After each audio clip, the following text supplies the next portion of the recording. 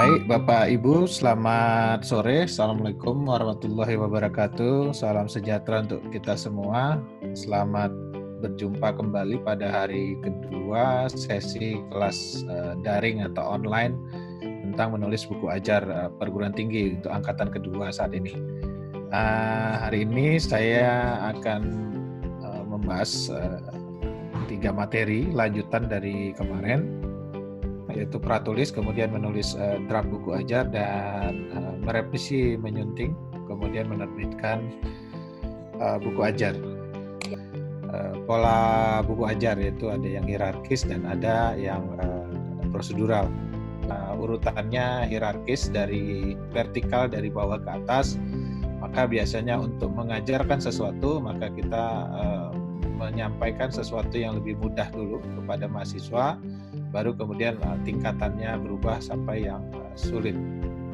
Nah, untuk vokasi biasanya dia prosedural, karena rata-rata vokasi itu adalah bagaimana melakukan sesuatu, cara melakukan sesuatu. Nah, dia bentuknya horizontal, merupakan urutan langkah. Jadi proses di pratulis ini akan sangat lama Bapak Ibu lakukan, karena di sini ada proses menggagas, kemudian proses menyiapkan bahan, mengumpulkan bahan, dan proses membuat outline. Baru proses yang lama juga adalah menulis draftnya, menulis naskahnya. Setelah naskah ditulis, baru dilakukan revisi. Nanti saya jelaskan apa itu revisi dan menyunting. Yang tidak boleh itu menulis sambil menyunting dan merevisi. Nanti naskahnya nggak selesai-selesai. Jadi dia buku ajar memang tidak lebih sulit daripada buku ilmiah populer atau buku referensi, Bapak Ibu. Syarat dari kita mau membuat buku ajar mungkin adalah adanya SAP. Nah, ini contoh SAP, salah satu di buku dimuat. Cuma buku ini karena mata kuliahnya bahasa Indonesia, dia nyasarnya kemana-mana, S1 dan pasca sarjana. Jadi bisa dipakai S1 dan bisa dipakai S2. Ini contoh bab yang muncul di daftar isi. Jadi bab 1 itu perkembangan bahasa Indonesia, kemudian dimulai dengan pendahuluan, problematika pembelajaran bahasa Indonesia. Buku yang saya pegang ini rata-rata dia sampai HI, ya. Ada yang sampai EF, ada yang tadi yang satu pertemuan dia sampai EF dan sebagainya. Bagaimana dengan bobot materi tiap bab? Diusahakan sama. Atau kalaupun tidak sama, tidak sangat tidak kontras perbedaannya. Jika Bapak Ibu menemukan buku pembanding, buku ajar dengan topik yang sama atau untuk mata kuliah yang sama, sebaiknya Bapak Ibu miliki, supaya kita dapat mempelajari materi apa yang sudah digunakan sebelumnya oleh buku sebelumnya. Bahan dari buku ajar yang tadi sudah saya sebutkan, Bapak Ibu pasti melakukan studi pustaka, ya biasanya itu yang banyak kita lakukan. Jadi jarang hasil melakukan penelitian gitu loh. Makanya di sini saya merahkan hasil penelitian ini sebagai enrichment saja. Kemudian data dan fakta. Data dan fakta tentu Bapak Ibu harus kumpulkan ini yang terupdate. Kalau misalnya kita mau menulis jumlah penduduk Indonesia, berarti kita menggunakan data terbaru penduduk Indonesia waktu kita menulis. Kompetensi di dalam buku ajar yang kita ingin sampaikan itu kan cuma 3, knowledge, skill, dan attitude. Ya. Jadi konsep attitude-nya ini Bapak Ibu harus masukkan juga di dalam buku ajar, bukan hanya pengetahuan dan keterampilan, tapi sikap. Nah, ini materi buku ajar ya biasanya seputar ini saja Bapak Ibu, ya, teori, konsep, praktik, sejarah. Ya, yang di dalamnya ada definisi-definisi, yang di dalamnya ada hukum, yang di dalamnya ada rumus, dan praktik itu adalah yang di dalamnya bagaimana menggunakannya dalam kehidupan sehari-hari atau dalam konteks profesi yang akan dia jalani. Nah, ini matriks ragangan yang sudah saya buat di dalam Word, nanti Bapak Ibu isi. Ini bagian awal. Nah, ini contoh pengisian dari dari matriks, mulai dari bab 1, bab 2, kemudian subbab. Jadi Bapak Ibu mengisi matriks hanya sampai derajat kedua saja, bab dan subbab. Nah, ini buku saya, Editingpedia. Saya tidak memaksudkan buku ini sebagai buku ajar. Ya, saya memaksudkan buku ini bagi orang yang ingin mempelajari editing naskah secara lengkap, sistematis dan tuntas. Tapi karena tidak ada buku seperti ini, buku tentang editing, maka buku saya dipakai sebagai buku ajar untuk mata kuliah pilihan penyuntingan naskah di beberapa kampus, termasuk di Polimedia. Dulu namanya taktis menyunting buku, kemudian saya revisi. Nah, jadi strukturnya udah seperti struktur buku ajar sebenarnya buku saya. Tapi saya tidak memaksudkan ini sebagai buku ajar karena memang nggak ada SAP-nya, nggak ada silabusnya. Daftar pustaka dan urutannya benar, yang benar seperti itu ya. Glosarium dulu, daftar pustaka, baru indeks. Indeks jangan setelah glosarium, sebelum daftar pustaka. Yang lazimnya itu indeks setelah daftar pustaka. Penggunaan foto, misalnya dari media online untuk buku ajar, apakah perlu untuk izin tertulis dari pemilik toko atau cukup dicantumkan source-nya? Dan perlukah sumber foto dimasukkan ke list referensi? Foto, kita mengacu kepada penggunaan foto Undang-Undang Hak Cipta nomor 28 tahun 2014. Nah, jadi Undang-Undang Hak Cipta nomor 28 tahun 2014 itu menyebutkan bukan pelanggaran hak cipta kalau Bapak Ibu menggunakan foto, gambar dan sebagainya dengan mencantumkan sumbernya. Nah, jadi tidak ada masalah. Indonesia tidak menganut sistem kuantitatif seperti Amerika, misalnya mengutip harus 10% dari total jumlah, kita nggak ada masalah. Jadi asal mencantumkan sumbernya dengan jelas. Nah, itu mereka minta dikembangkan gitu. Tapi buku yang saya rancang itu adalah buku yang implementatif, Pak. Jadi saya memang tidak mengacu persis ke kurikulum, tapi justru ke kebutuhan industri, Pak, yang saya rancang itu. Iya, ini matematikanya lebih kemana nantinya untuk Teknik. industri? Teknik. Ke teknik ya, iya. Ya, teknologi rekayasa. Baik.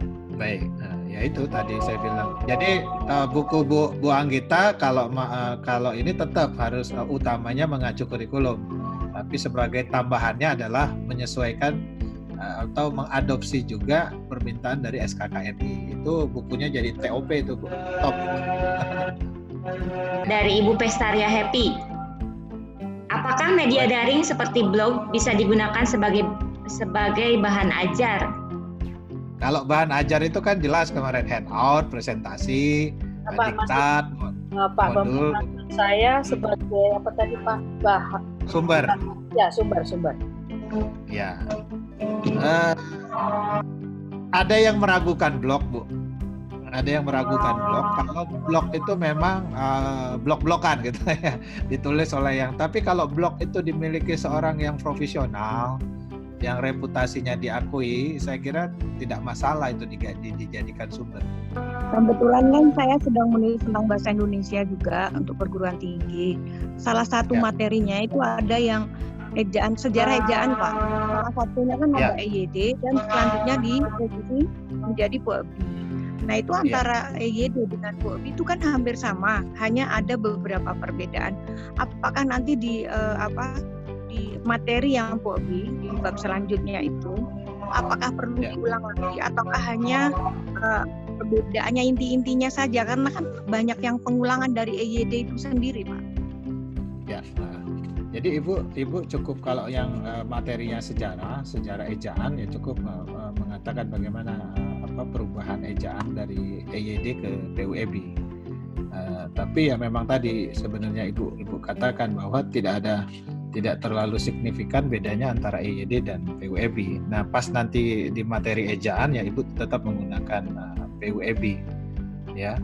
Sebenarnya gini, Bu, apakah perlu mahasiswa itu tahu antara bedanya EYD dengan EBI secara praktis? Itu aja. Kalau perlu ya berarti Ibu nanti gunakan semacam tabel hal yang baru di dalam PUEBI dan dibandingkan di dalam EYD. Ini boleh saya kasih contoh satu bedanya EYD dengan PUEBI. EYD, waktu EYD itu dalam menulis singkatan atau akronim, EYD mewajibkan kepanjangannya dulu, baru akronim singkatannya di dalam kurung. Ya. Nah, di PUEBI itu boleh dibalik, boleh singkatannya dulu, kepanjangannya dalam kurung, atau singkatannya kepanjangannya dulu baru dalam kurung. Nah kayak gitu aja kan perbedaannya ya. Iya. Nah ini model penomoran yang kita gunakan. Kalau bisa ini yang kita pilih bukan yang desimal itu 1.1, 1.2. Ini bab 1A turun lagi jadi 1 kurung. Nah ini harus konsisten di ininya ya, di dalam. Nah apakah ini menjorok ke dalam? Boleh menjorok, boleh tidak, boleh lurus saja. Itu nggak ada masalah ya. Nanti penerbit yang ngaturnya. Tapi penerbit akan lebih banyak menggunakan pendekatan huruf dan angka seperti ini. Nah ini tadi konten prakata kita sudah bahas ya Bapak Ibu. Kemarin ada pembaca sasarannya bukunya supaya nilainya penuh 5 kita dapatkan. Gambaran isi besar buku, keunggulan. Nah, kalau bisa prakata itu tidak lebih dari 350 kata atau 300 kata, itu artinya 1 halaman. Jadi Bapak Ibu harus cerita dulu. Kasih peristiwa, kasih momentum, kasih fenomena, atau kasih data, baru mulai dengan teori.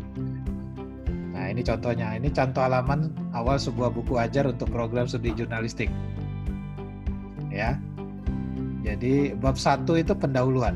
Sebenarnya kata-kata pendahuluan ini bisa kita hindarkan dengan langsung saja kita mau cerita apa di situ. Misalnya tentang jurnalistik.